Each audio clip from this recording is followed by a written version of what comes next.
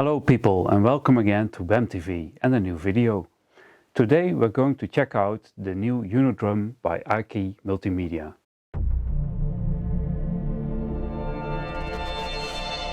So this is the Uno Drum, and as you can see it has the same form factor that the Uno Synth had last year when they released that.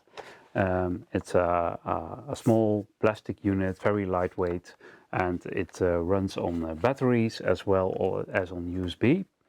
On the back are an audio input, an audio output, and MIDI in and out. You get the cables for MIDI to 5-pin DIN with it, as well as the power cords.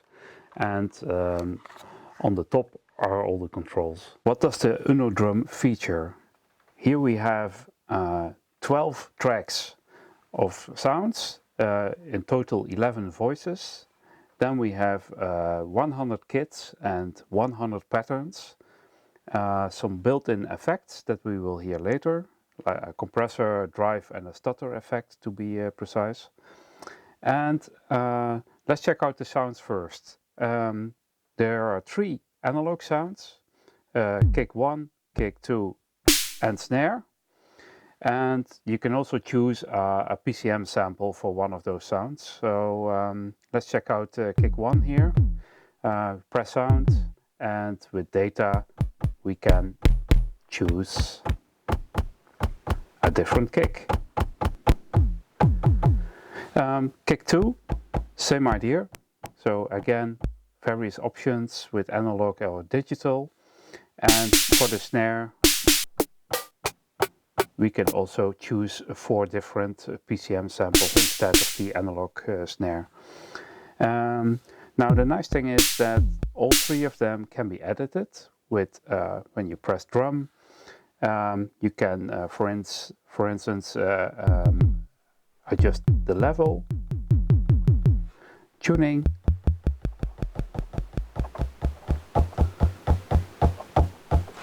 snap.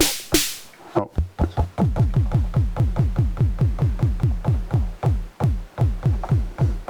And decay. So let's program a different sound for kick 2, put it at a slightly higher tuning.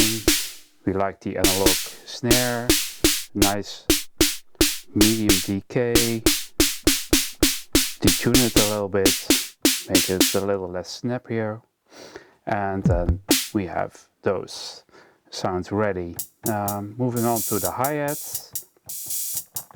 We can take, they can also be analog or a variety of digital.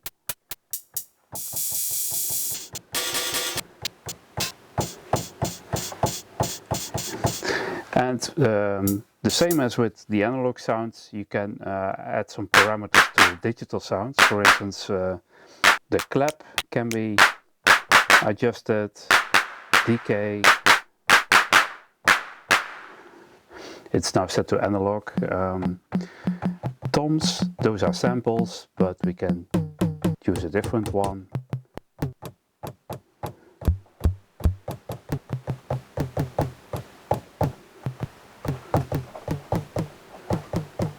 Give it a bit more decay. A rim shot, like a more or less a 99 rim shot here. An 808 cowbell.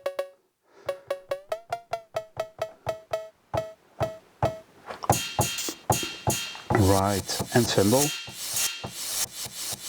It's like a reverse cymbal.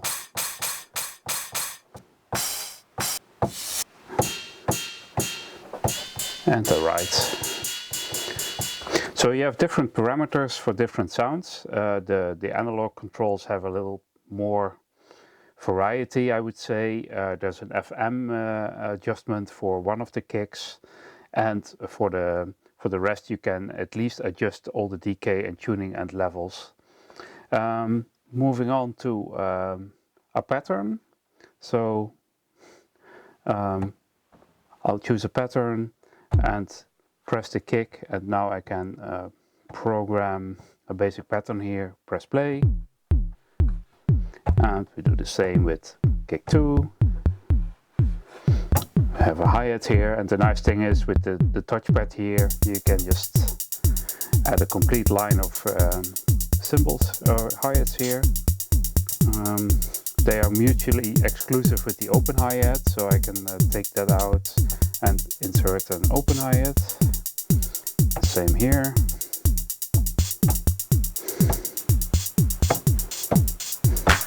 We have a nice clap here.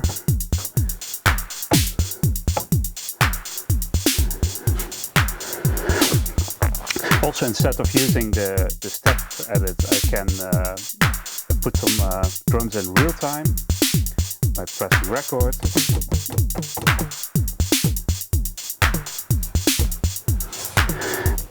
And you can hear that it quantizes them to the beats.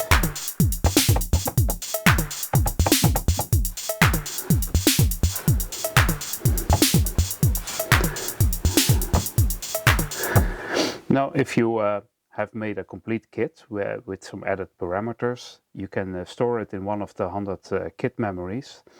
And the nice thing about the Uno Drum is that you can do the same with pattern, but they are not tied together. So if you play a certain pattern, you can just choose a different kit to see what it gives you.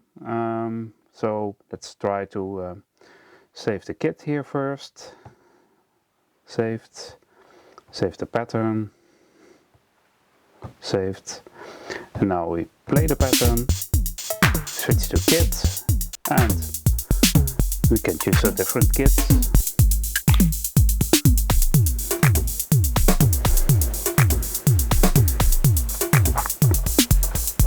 Or different pattern. It waits to the end of the pattern before it changes over, so that's nice. Keeps the rhythm in sync, so to speak.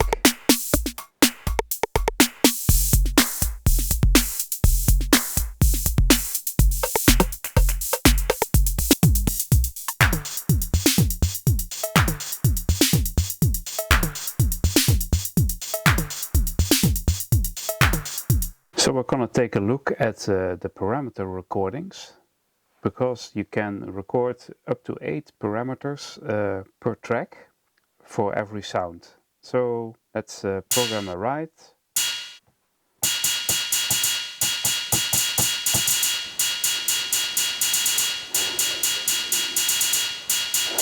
And we can, for instance, adjust the tuning.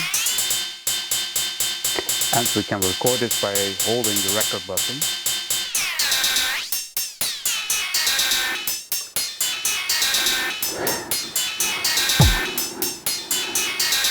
So we get all kinds of variations here by using the parameter recordings. So besides the parameter recordings, we have some real-time effects. Let's press play and use the roll function.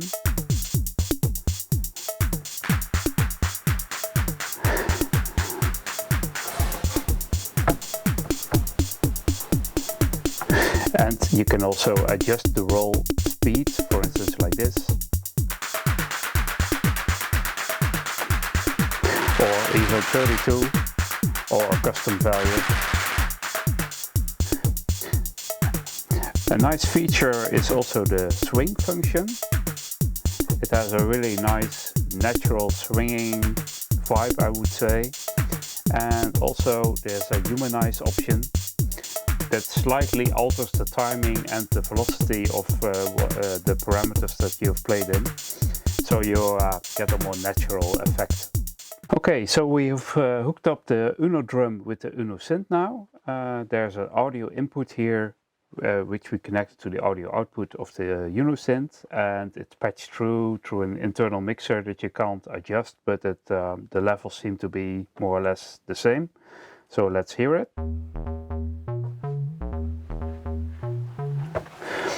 And on this side I've set the sync to external, and on this side the sync to the sync is set here to output, and here set to input, so they will sync together when I press play on the Uno Drum. And I can also demonstrate the compressor effect. So by turning this up, you get a more pronounced compression of the drums.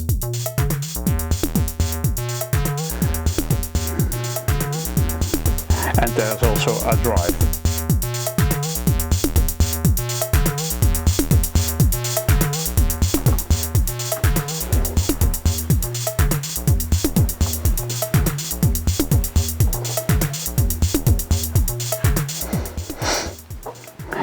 By adjusting the volume, we adjust the volumes of both machines at the same time.